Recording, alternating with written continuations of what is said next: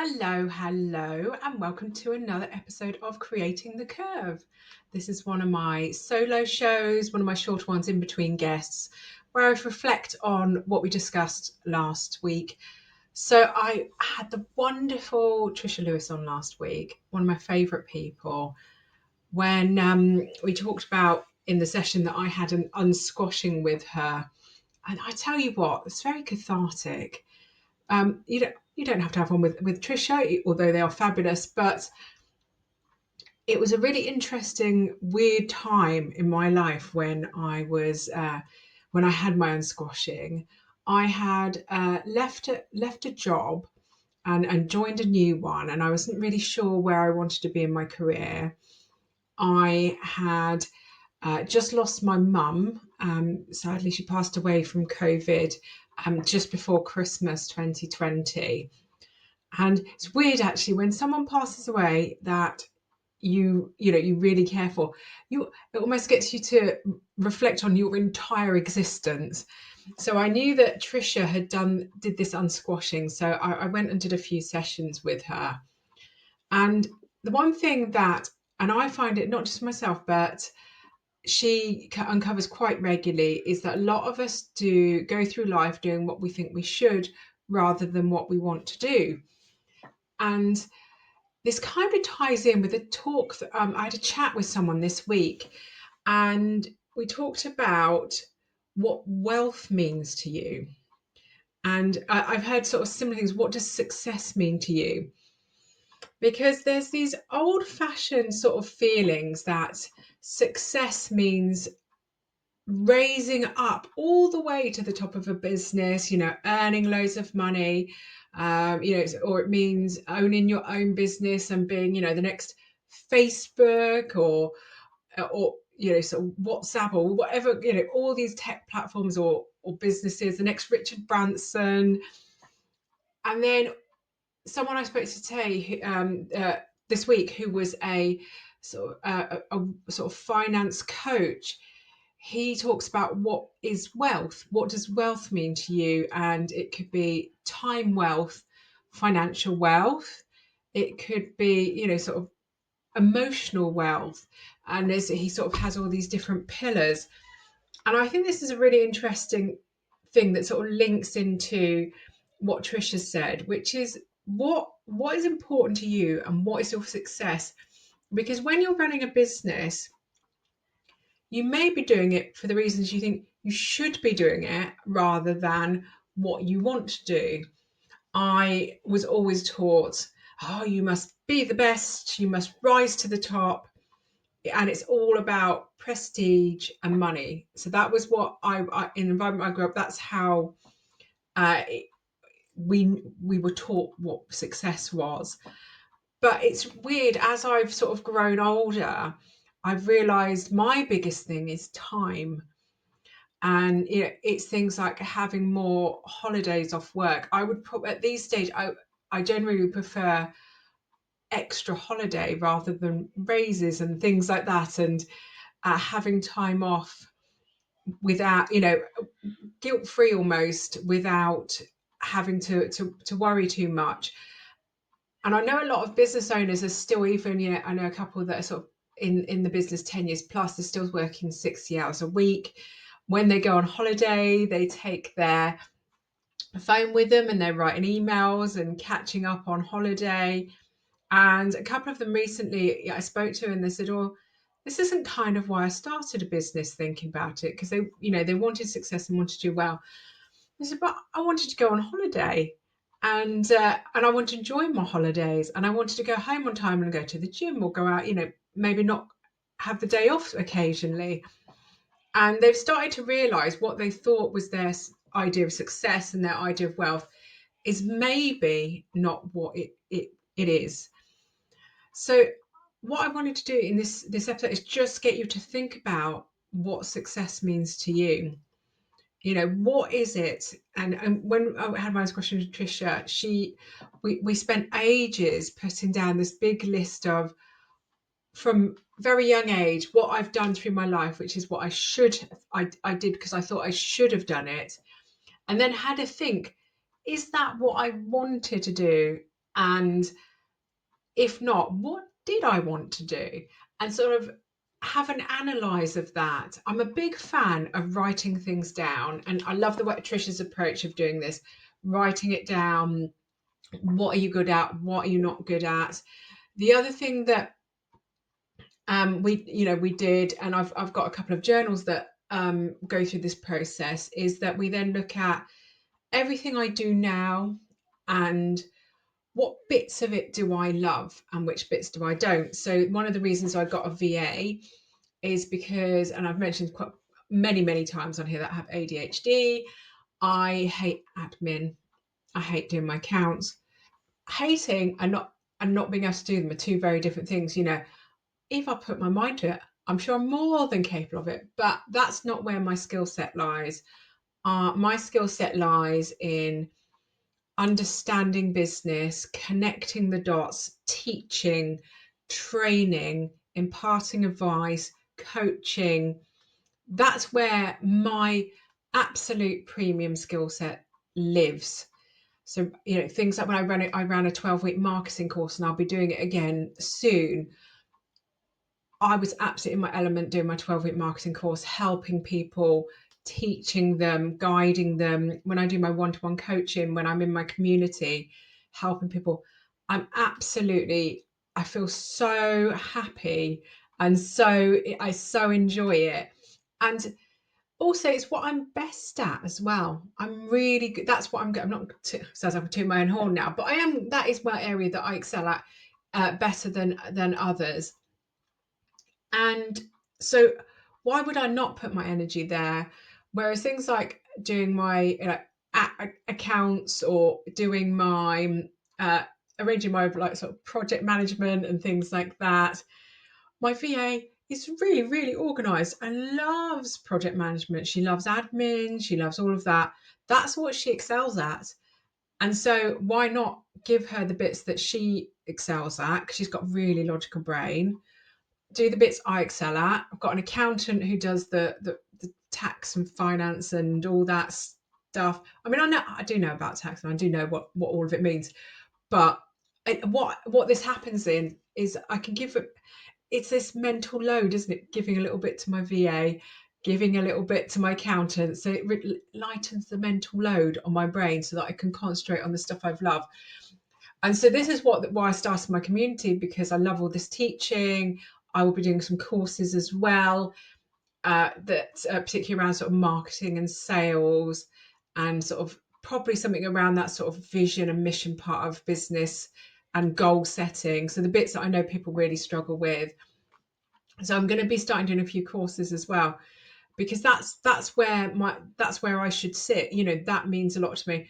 But it's really interesting because I am 45 now, and it's taken me basically 45 years to work out what I enjoy. So, if you haven't worked it out yet, don't feel like you're behind.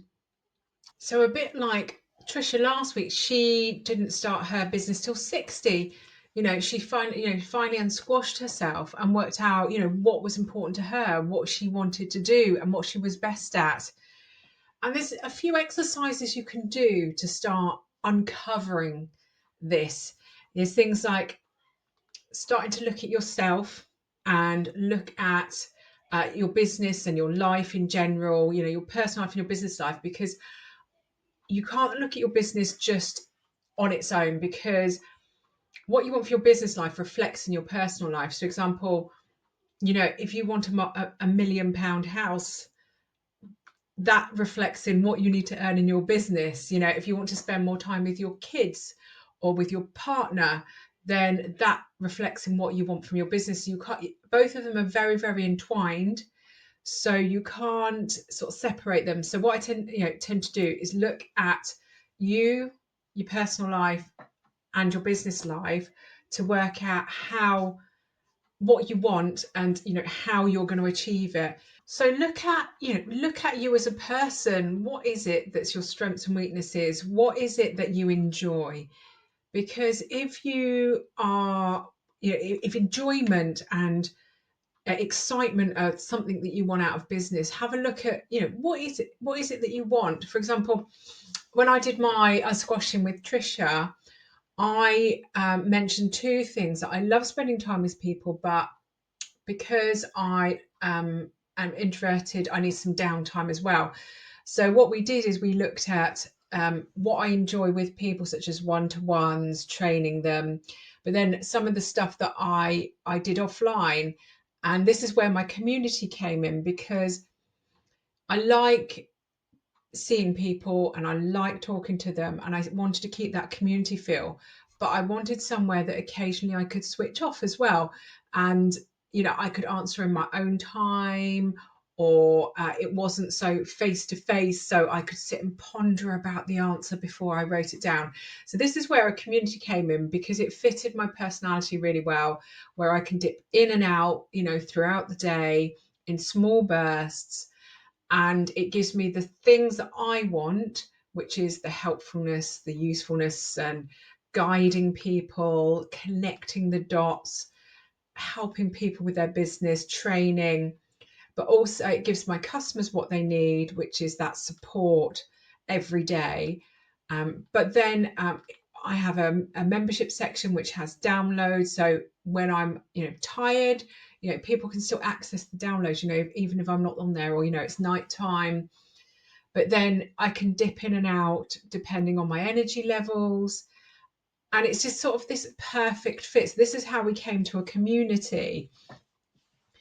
And then what we also looked at for this was sort of, where did I want to go personally, and where did I want to go with my business, and sort of link the two. So for me, my goals actually aren't to be the next Mark Zuckerberg, or someone that earns millions and millions of pounds of business. What I want is a decent income, which means that I can take some time off. So as I mentioned earlier, time off is really important to me.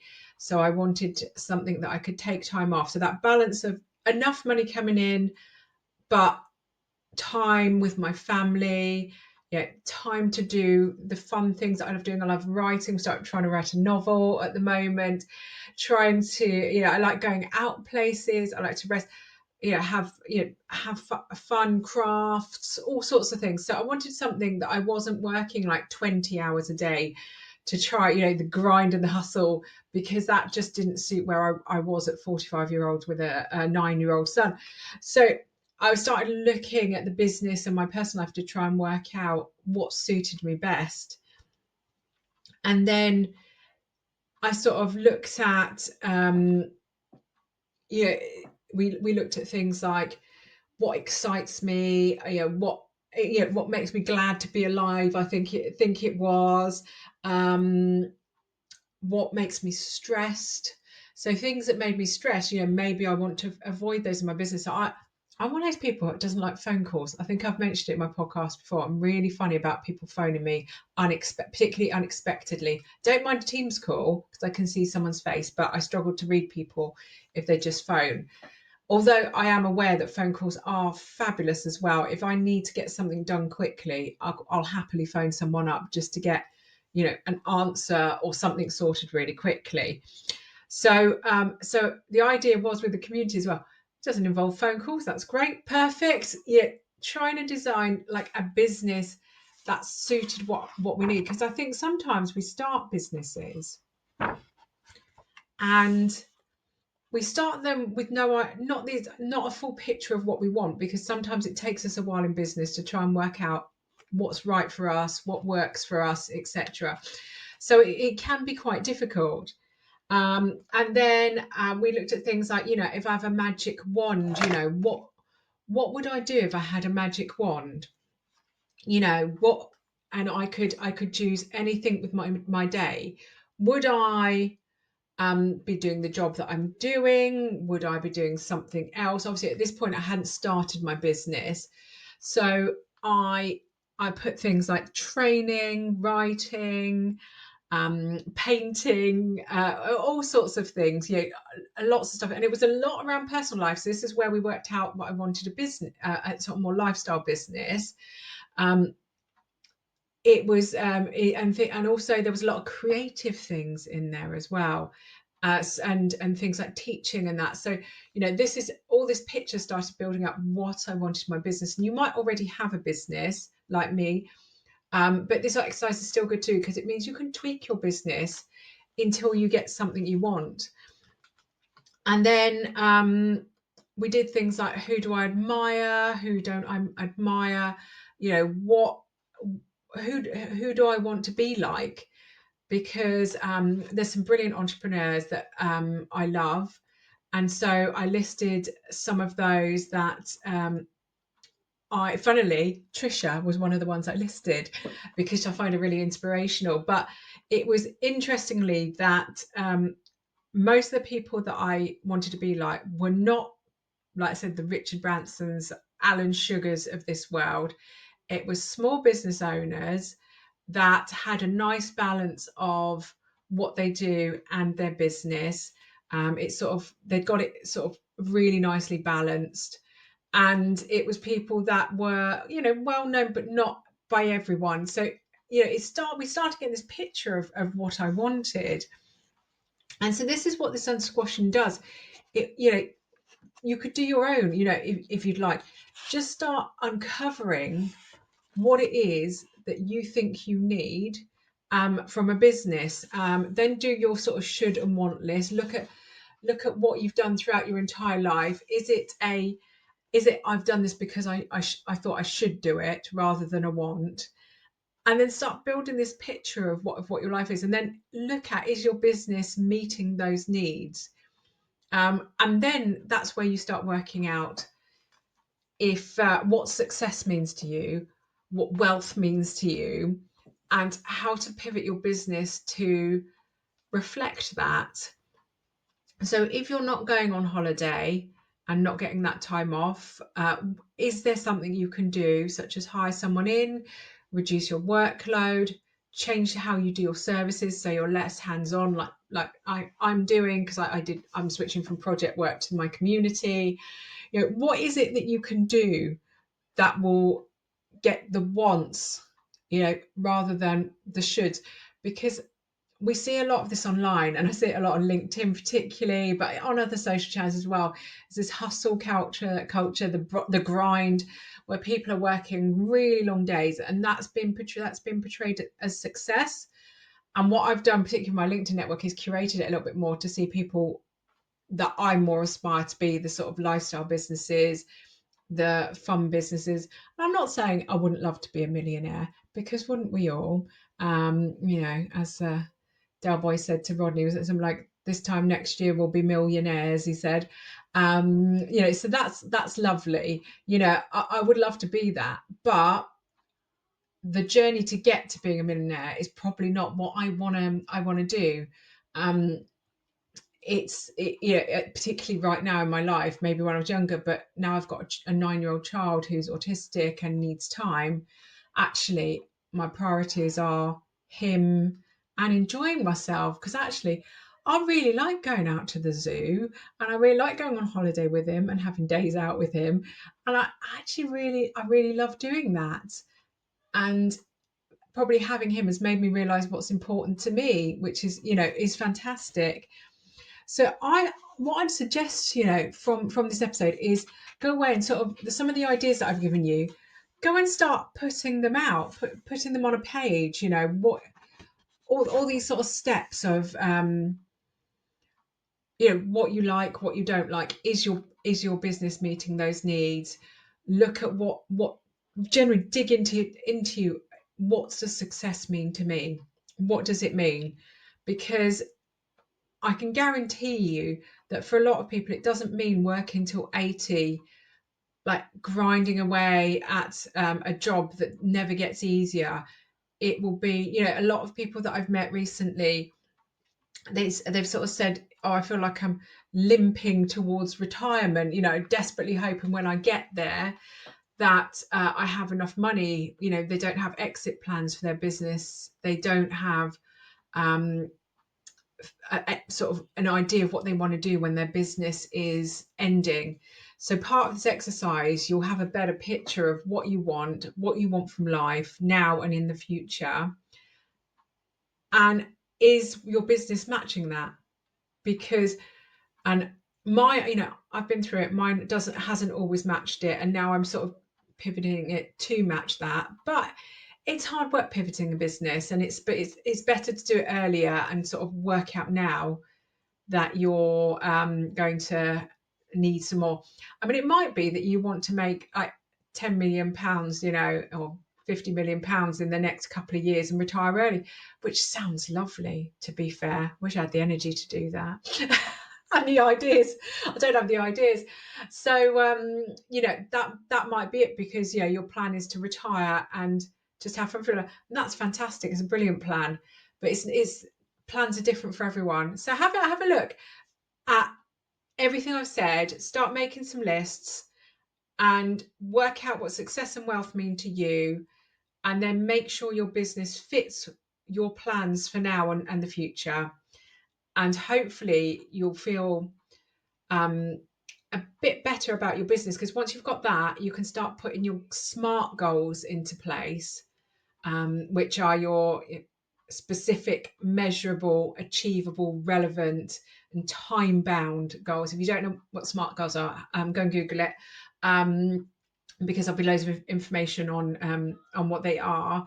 Or if you're a member of the community, I've got some things in the membership on goal setting. So go and have it, because if in the next 5 years you need to get to £10 million, you can set SMART goals to guide you towards it. So hopefully I've inspired you to just try and check that you're doing what you want rather than what you should, because I've been there and I've not been doing it, and it is frustrating. So have fun with sort of listing that all out. And if you have any questions, if you're on the community, come and chat to me, or come and chat to me on LinkedIn if you want sort of help with laying that out and working what you really need. Thanks for coming along today, and I shall see you in the next episode.